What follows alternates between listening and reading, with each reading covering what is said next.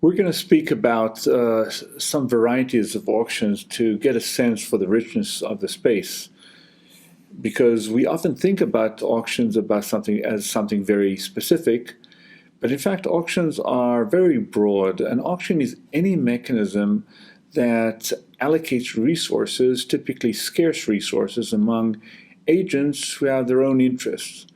And we know of many examples. The government sale of whether it's the electromagnetical spectrum or mineral rights, drilling rights for oil, what have you, privatization of national assets, those are all typically put to bid in one way or another. Stock markets are very famous, two-sided auction where there are many buyers and sellers. RFQs, or requests for quotes, are a standard mechanism for a company or a government to solicit offers to supply them with goods or services at the most attractive terms. These are often called reverse auctions.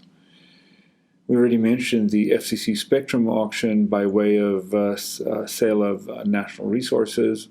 Real estate sales are often conducted on some kind of tender or bid basis where multiple people make offers and according to certain rules. And certainly consumer-based auctions, such as the ones conducted on eBay, are very famous, where everything from cars to old CDs are sold. There are many other examples, and we should bear in mind that often the goods being sold are not necessarily the standard ones you think of in auctions. As a computer scientist, I should point out many applications of auction in computing environments. So, for example, network bandwidth is a scarce resource, and there is an opportunity to auction off the right to use bandwidth to highest bidders. In advertising auctions, famously on Google and other advertising platforms, advertisers bid for the right to present us with certain offers when we search for certain keywords, or even when we just browse certain web pages. There are display advertising, and they too are open for bid. There are peer-to-peer networks and many other applications in the computing environment. So what are the kind of auctions we see? In fact, the space of auctions is infinite. Here are some examples that begin to illustrate the richness of the space. So we'll go over those in order. The English auction, the Japanese, the Dutch, the first price sealed bid auction, and the second price sealed bid auction, and finally the all-pay auction. So let's go over those in turn. The English auction is probably the most familiar format. This is the sort of thing that in art auction houses, a mechanism used there. So auctioneers start with some initial price, often called the reservation or the reserve price. And bidders in the auction shout ascending prices. And at some point they stop shouting. The auctioneer may try to cajole them into suggesting high prices, but at some point nobody says anything. At that point, the auction is closed, and the highest bidder wins the good at that price. The Japanese auction is a less common term, but it's similar to the English auction in that it's an open outcry auction and the price ascends, except here it's the auctioneer that calls out the prices, whether explicitly or by some mechanism like a clock that just continuously rises. And think of all the bidders as being in to begin with. They're all standing there, and maybe the auction starts at $0 for a television, and everybody says, I'm in. And then the price starts to rise slowly, and at some point, bidders decide the price is too high for them, and they sit down. They're out of the auction, and this is irrevocable. Once they sit down, they cannot stand back up. And when you have only one bidder left standing, they get the good at that price. This is very similar to the English auction. It's a little easier to analyze, among other things, because the price does rise continuously, and you don't have what you call jump bids, where somebody suddenly offers a price that's much higher than the current price. And if you want to think about it in terms of game representation, you can imagine that in the English auction, at every point in the game, you have many branches corresponding to the different sort of increases or jump bids one could give, whereas here the game evolves in a single predictable way. That is the auction that's often called the Japanese auction.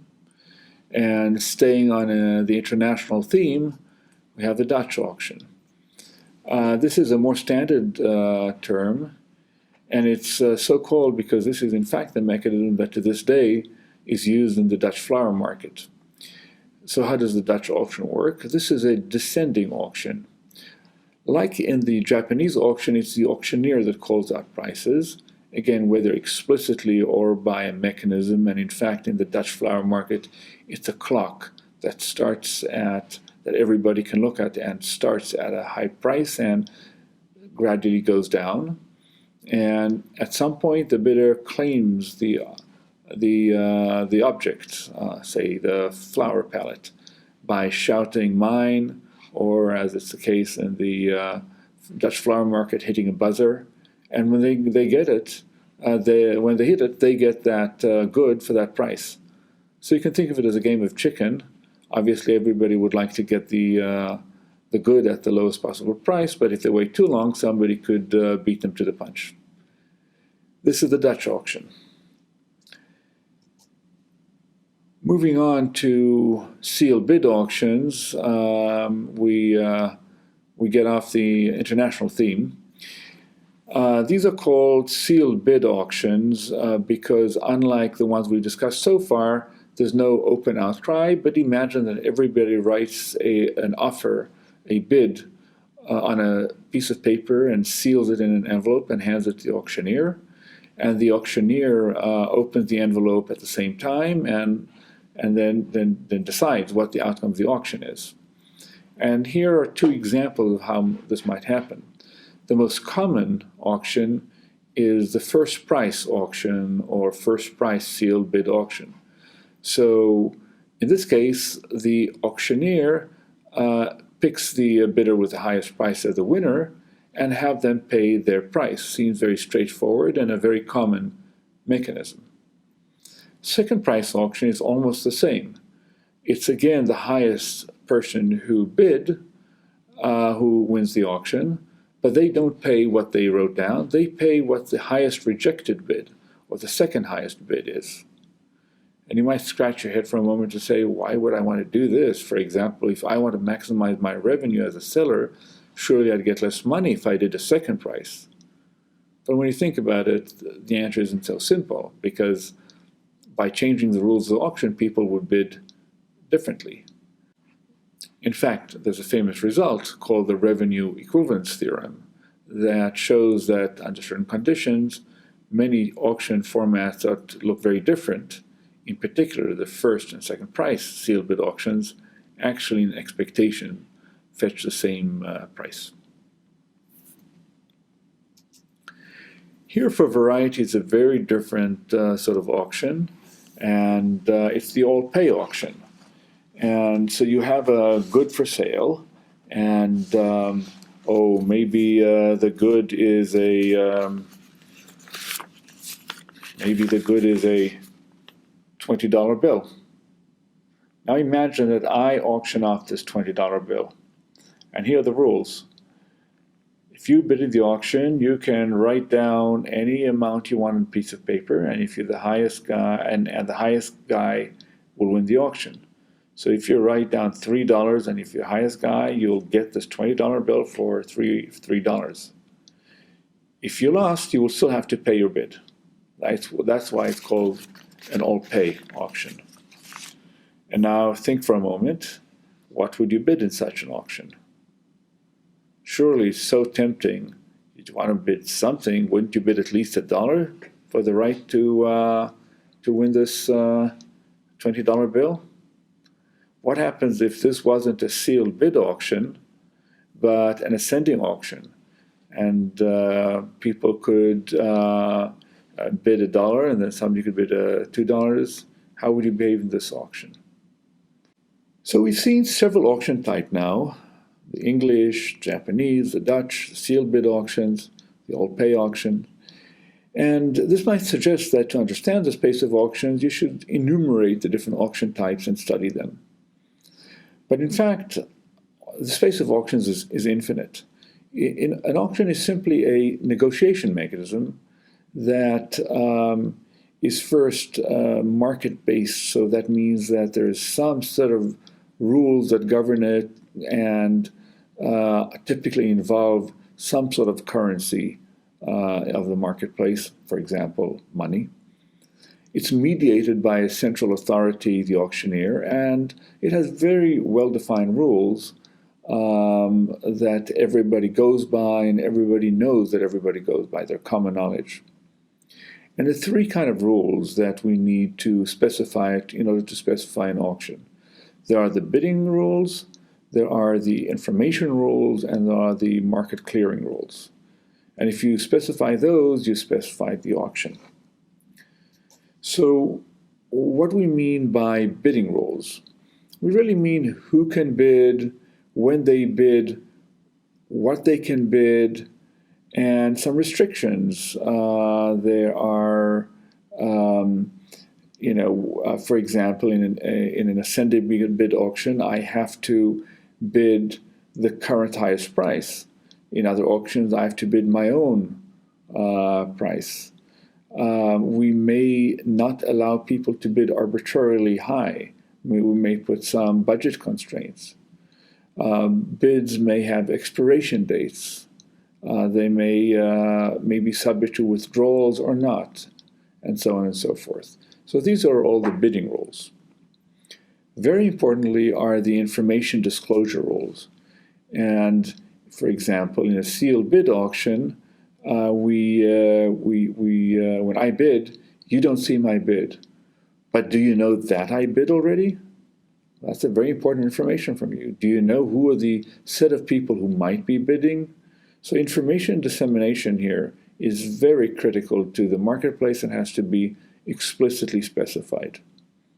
And finally, when all is said and done, the bidding is done based on information that agents do and don't have, you need to clear the market. And the market clearing rules are also multifaceted.